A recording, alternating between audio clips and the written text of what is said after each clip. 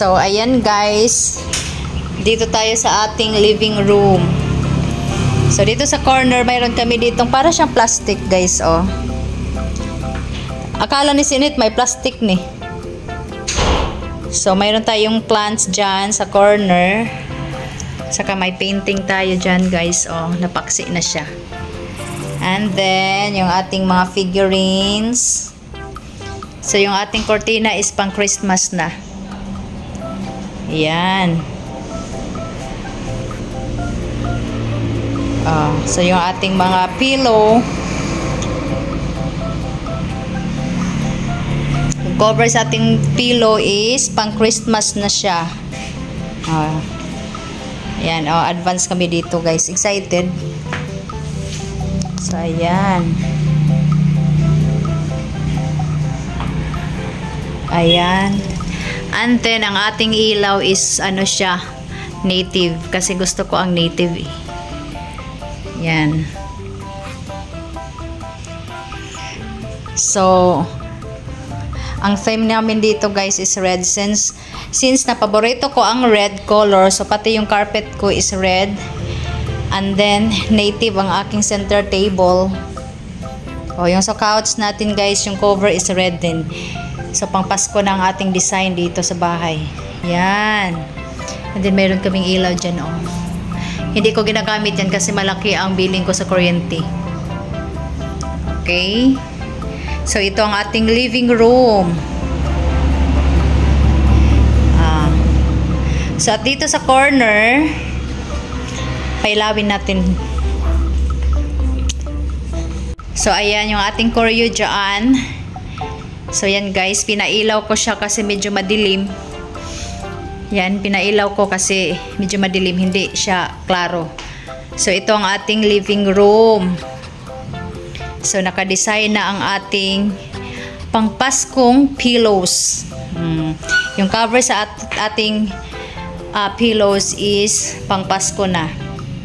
So, ayan.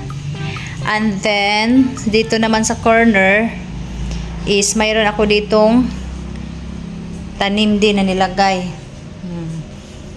So, ayan, oh. So, mayroon tayo ditong tanim. Okay, so medyo matrabaho siya guys kasi since marami-rami akong tanim dito sa loob. So, pag diniligan siya, kailangan naming ilabas. So, dito, oh. Ayan. Oh, ayan. So, may mga tanim dyan. Yung isa, plastic yan guys.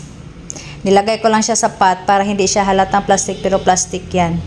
At saka mayroon na tayo ditong Christmas tree. Okay? So mayroon na tayong Christmas tree. At saka dito mayroon tayo ding mga halaman doon. Oh. Mayroon tayong mga halaman. So medyo sabi ko nga matrabaho kasi every time nga magdilig kami kailangan naming ilabas. So, at doon, mayroon tayo doong, sa corner, mayroon din tayo doong plants. Sa mga bintana natin, guys, mayroon na rin tayong mga Christmas decor. Yan.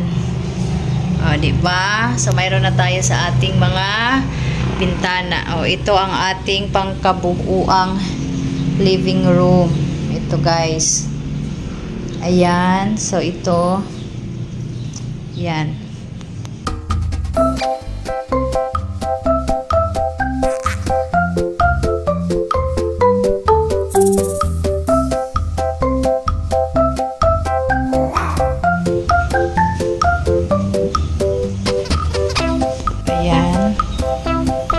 Yan guys, ang ating Christmas tree, hindi ko siya mapailaw kasi wala akong extension wire, ginamit ko doon sa washing machine.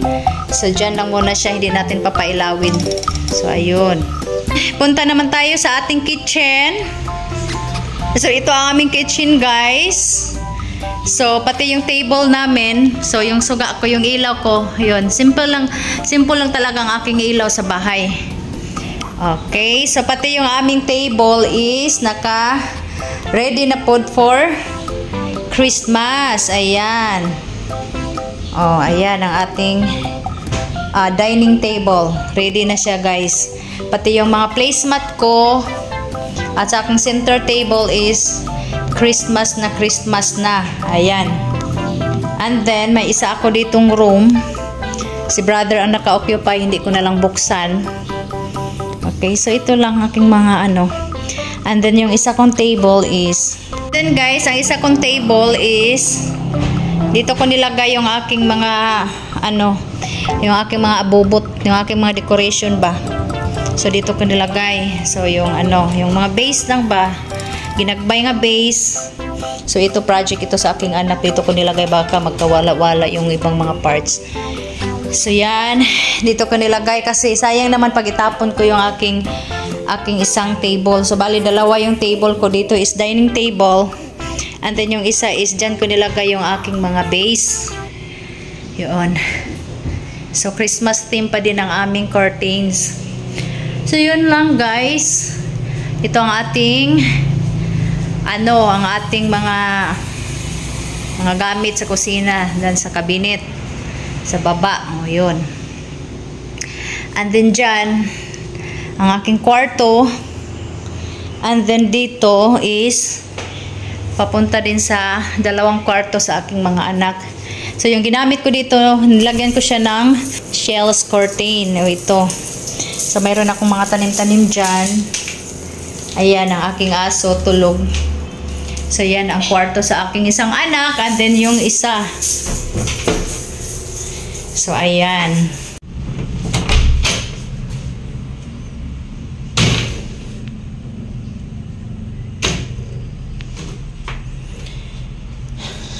So, ito yung pang-apat na room, guys.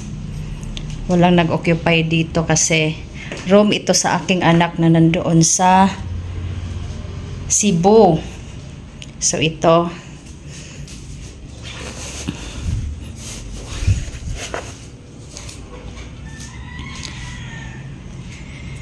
Aray ko.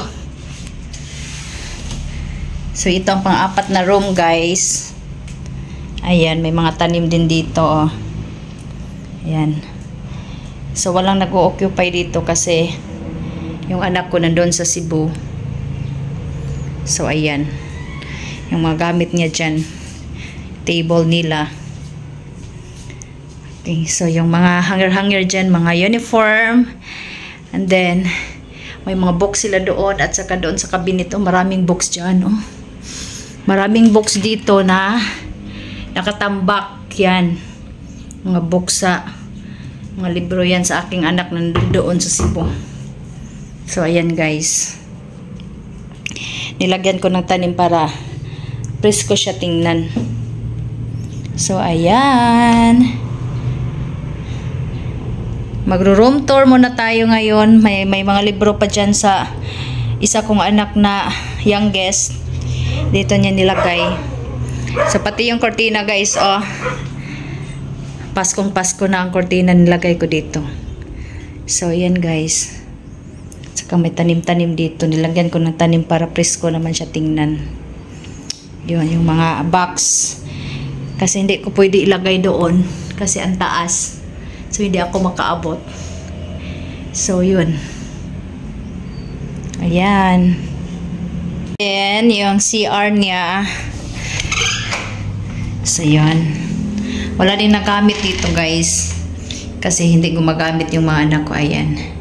So, yun lang. Pink na pink ang color sa mga CR sa mga kabataan ko. Ayan. So, hi guys! Natapos na kami mag-arrange sa aming mga...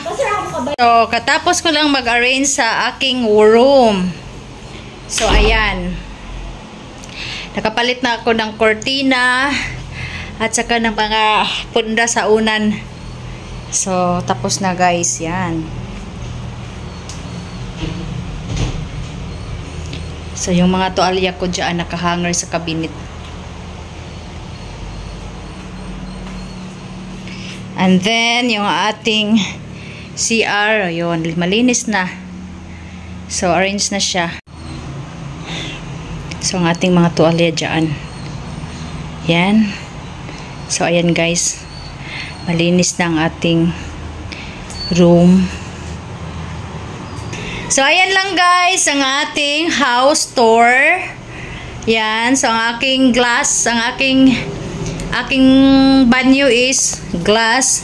And then, mayroon akong painting dyan, ang aking mukha. Kailangan talaga ibalandra ko ang aking mukha dyan, guys. So, ito ang ating washroom. And then, dito sa likod, guys, naka-glass siya. Ito. So, dito kami naglalaba. May mga tanim din ako dyan, guys. O, doon, marami pa akong labahan. Si brother na busy. The busy si brother, guys. Mayroon pa akong mga tanim dyan at saka may CR din dyan sa likod. Ayun. Yan, na busy si brother kasi ako din na busy din ako sa kakalinis dito sa loob. So, mayroon kaming aso doon sa likod. Actually, marami pa akong labahan. Marami pa akong labahan. Maglaba akong mamaya. So, ayun lang guys. Ito ang ating house tour. Ibalik natin ang ating kortina para hindi. Yung isang anak ko, yun. Meron ako ding halaman dito sa aking room. Green. Diba? Paborito ko kasi ang green kasi refreshing siya sa mata. Ayan. Okay. And then, ang ating, ito guys, plastic. Ito guys. Para hindi naman ako maraming diligan. So, yun. Yun lang guys. Ayan. Sa labas sa aking kwarto, mayroon akong halaman din dito. Yan.